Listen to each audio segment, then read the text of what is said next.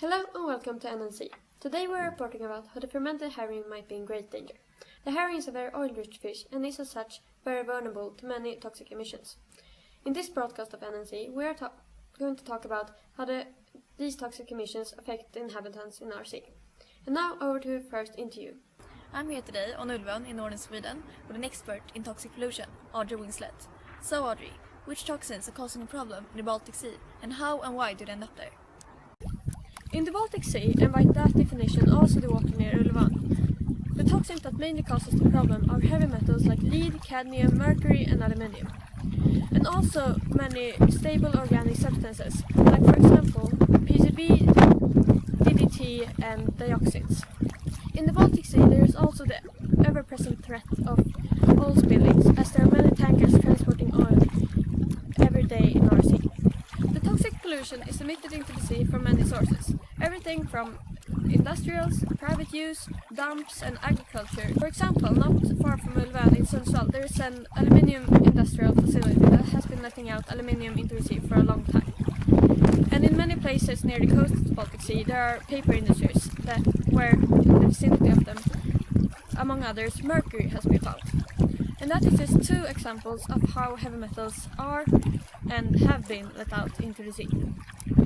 Both metals are also part of the big group of metals and chemicals that the purification plants doesn't take care of and just let straight out into the sea again. If there is toxic pollution emitted into the air or water anywhere on Earth, it might eventually end up here too. Because it's not just the toxic pollution that the people in Sweden let out that end up in our sea and affect its inhabitants. It's also all the toxic pollution and toxic chemicals that are let out all over the world into the water and sea that might eventually end up here. So it wouldn't help much if just the people in Sweden would stop emitting toxic pollution into our nature. It has to be a global combined effort. I'm here now with a fish expert, Josephine Black. So Josephine, how does these toxins affect the fishes in the Baltic Sea? These toxins are easily dissolved into fat and stabilify in the organism tissues. Many environmental toxins do also have a very long biological half-time, which can make them stay in the bodies for a very long time. When we people also consume and eat fermented herring, we receive some of the toxins that solidify in the fish. Some of the toxic substances can even store and stay in the body for as much as 10 years.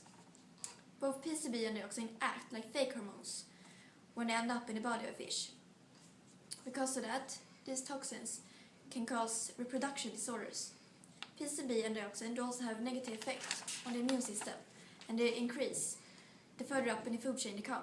Mercury causes damage mostly on the brain, the sensory organs, the nerves and immune system. This heavy metal also transmits easily from mother to fetus. By that, fish eggs usually ingest some levels of mercury, which in turn can cause damage on the brains of the insensitive fish eggs. Then it comes to cadmium.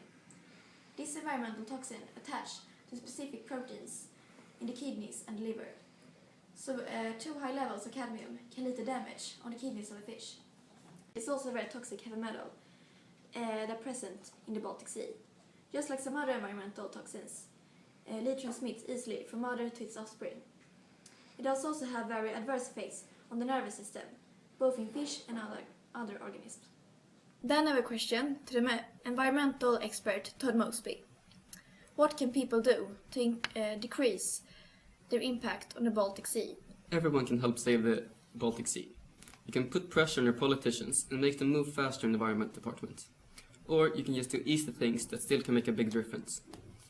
When you're out grocery shopping for foods or cleaning supplies, think one step further.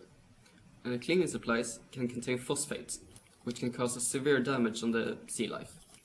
And when you're buying food, choose brands that think about the environment and doesn't use dangerous chemicals. And if you happen to own a boat, there are lots of things you can do to help the poor fishes. Instead of just dumping your sewage out in the ocean, go into port and dump them in the receiving station. And while cleaning the bottom of your boat, you need to use like eco-friendly products, because all of the things on the bottom of the boat end up in the sea. Other small things you can think about is try to recycle as much as possible and don't use disposable cutlery. So, that was all we had for today. And remember, if we don't do anything about this, then maybe you won't be able to eat any fermented herring in the future. And what a shame that would be. Thank you for listening and we hope to see you again.